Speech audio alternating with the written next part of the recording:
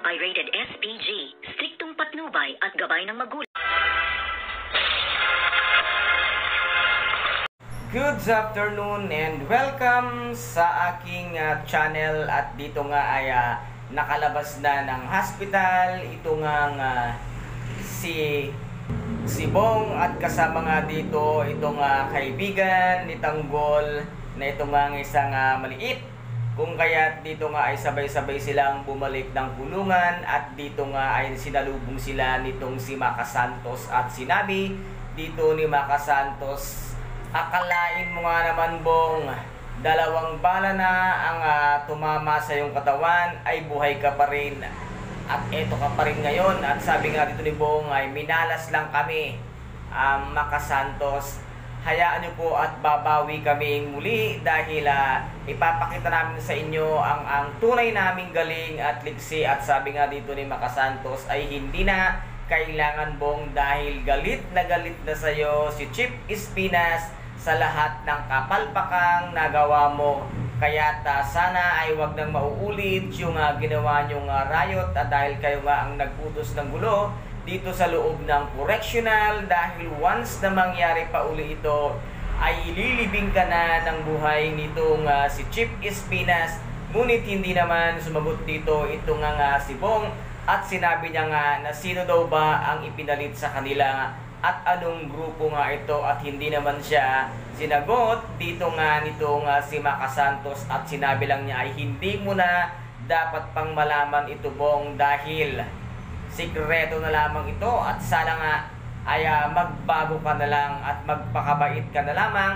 At dito nga ay talagang dinala sila dun sa kanilang mga selda at ito namang si Bulawan ay sinabi nga dito na pinapatawag ka at gusto kang makausap ni Chief Espinas, kaya pinahawak nga dito ni Maka Santos si Bulawan at dinala nga siya doon kay Chief Espinas. At pagpasok nga sa office ni Chief Espinas ay nandun itong si Warden at sinabi nga niya dito na kumusta ka naman Bulawan at ano ang pakiramdam mo ngayon. At sinabi naman dito ni Bulawan ay okay na nga ang kanyang pakiramdam at malakas-lakas na siya at gusto na nga niyang makasama at makita itong si Tanggol. Ngunit sabi nga dito nitong si Chief Espinas ay doon muna siya dadalhin sa pinaka-special na kwarto at doon nga siya magpapagaling. At binilin nga ni Chief Espinas dito kay Maka Santos na pakainin siyang mabuti at pagalingin.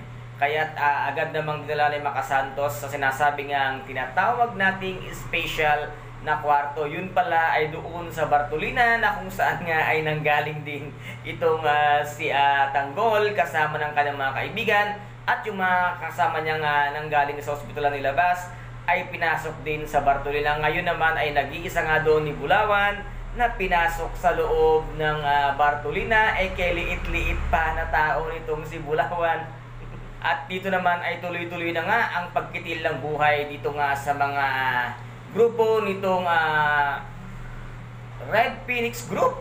Kaya tuloy-tuloy nga ang kanilang lakad at dito nga ay isasabay nga nila dito sa piyesta ng Quiapo na kung saan nga ay nandun na silang nakapwesto kasama si Chief Espinas at si Warden at yung kanya pang mga kasama. Tumawag nga si Bubbles at sinabi niya na nagkakagulo at nagkakaputukan na nga sa loob. At nasabi naman dito ni Warden na meron pa atang ibang tao na kikitil ng buhay ng mga Red Phoenix. Ngunit sabi nga ni Chief Espinas hindi maaari dahil si Tanggol ang dapat na makapatay nga dito kaya sa Red Phoenix Group. Kaya nakita nga ni Tanggol ang Red Phoenix at agad nga nila itong tinagdad ng baril at ng bala at isa-isa namang namatay dito ang mga Red Phoenix na kung saan nga ay magbabayad sana sila dito nga kay Ramon na tunay na tatay nga nitong si Tanggol. At ito mamaya ang kahindig-hindig at kapanapanabik na kaganapan mamayang gabi dito nga sa tinaguri ang pambansang teleserye